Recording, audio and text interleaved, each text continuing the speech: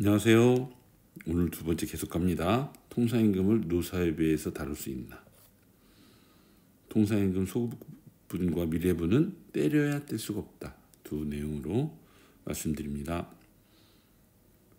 6월 3일 국민 선택은 이재명이었습니다.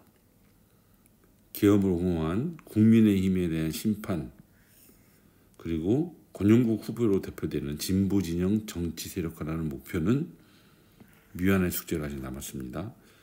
국민의힘이 예상외로 40% 득표를 함으로써 누구나 나가도 당선이 되는 진영 정치, 심각한 문제입니다.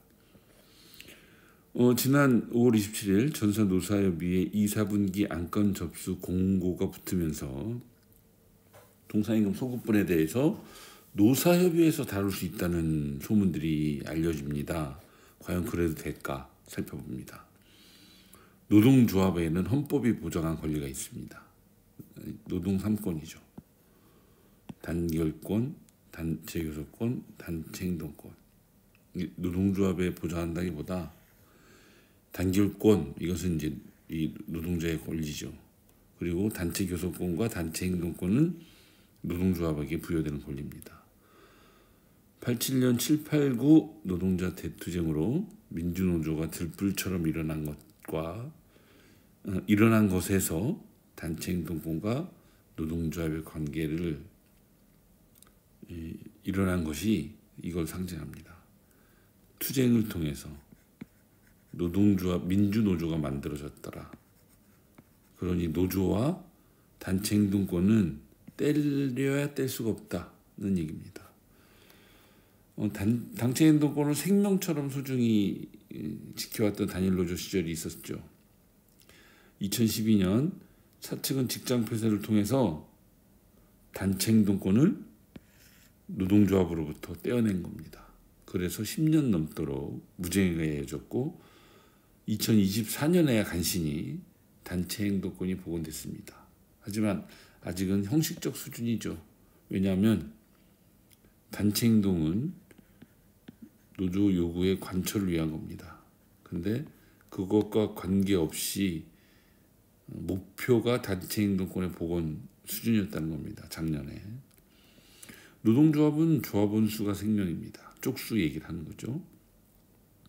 전임자를 더 확보할 수 있다는 것도 있고 넉넉한 예산도 뒤따르지만 가장 중요한 것은 교섭권과 단체행동권 때문이죠. 특히 단체행동권은 다수를 지향하는 근본 목표일 수밖에 없죠. 소수의 단체행동권은 실질적 의미가 없기 때문입니다. 근데 이 노사협의회라는 것은 노사가 협조하는 것을 전제로 한 테이블입니다. 사측의 협조가 전제돼 있는 거죠. 협조가. 하지만 노동조합은 사측과 독립적으로 존재하면서 사측을 상대로 임금과 노동 조건에 대해서 교섭하는 단체입니다. 그런데 이런 통상임금 소급분은 임금일 뿐만 아니라 더군다나 이 노동 조건의 핵심 내용에 포함되기 때문에 노동조합이 아니라 노사협에서 다룰 수가 없는 겁니다. 더군다나 이 통상임금 항목에 대해서 노사는 첨예하게 대립하고 있다고 봐도 과언이 아닙니다. 협조할 수 있는 영역이 아니다는 겁니다. 단체행동권이라는 무기를 손에 쥐고 교섭하는 것이 마땅하다. 이런 얘기고요. 대선 얘기를 잠시 더 하자면 국민에게 총을 겨눈 윤석열을 옹호한 국민의힘 후보가 40% 넘게 표를 얻었다. 보수 양당 체제에 갇혀 있다. 진영 대결이다. 이런 겁니다. 그런 와중에 서울 강남 3구 이 투표는 부자 감세에 표를 주었다는 점에서 계급 투표의 전형을 보여줍니다. 정치 얘기 잠깐 나왔는데 이 국내 정치의 영향을 다 받습니다. 우리 국민 모두가. 노동조합도 동일합니다. 정치의 질과 수준은 우리 삶에 그대로 반영되죠. 한국 정치는 확대하지 못한 민주주의를 노동조합은 한껏 확대했습니다. 그것이 바로 교섭 결과에 대한 조합원 동지들의 찬반 투표입니다. 부결되면 재교섭해야 되죠. 만일 이재명 대통령이 미국 트럼프 대통령과 관세 문제라든지 주한미군 주둔비 문제라든지 협상을 앞두고 있습니다. 이 결과를 두고 국민들한테 찬반을 묻는다면 어떻게 될까요? 만약에 부결된다면 우리 정치가 과연 국민을 주권에 놓고 생각하고 있는가에 대한 근본적인 물음입니다. 이처럼 교섭은 단체 행동권은 물론 체결에 관한 조합원 동지들의 권리를 포괄한다는 뜻입니다. 소급분과 미래분은 함께 다뤄야 됩니다. 왜냐하면 2014년 교섭에서 사측은 주간 2교대제와 월급제를 통해서 8시간 근무로 잔업을 축소했죠. 연속 2교대로 야간도 축소했습니다. 주휴수당도 삭제했죠. 야간수당 요율도 축소했고 미사용 연차 요율도 축소했어요. 미리 이런 혜택들을 줄였습니다. 그것만으로 부족했는지 사측은 노동 강도 강화는 계속 보상이 돼야 되거든요. 보통 잔업이 있었을 때 임금이 인상되면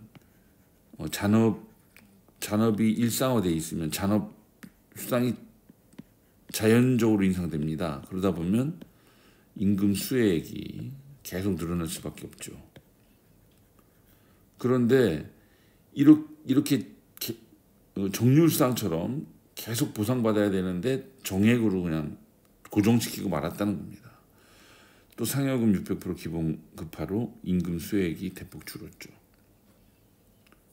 이런 점을 보면 사측은 소급분을 줄이기 위한, 그러니까 소급분에 대해서 100%를 지급해야 할 것을 80%로 지급했을 뿐만 아니라 미래분을 대항하기 위해서 이런 조치들을 또 했다는 겁니다.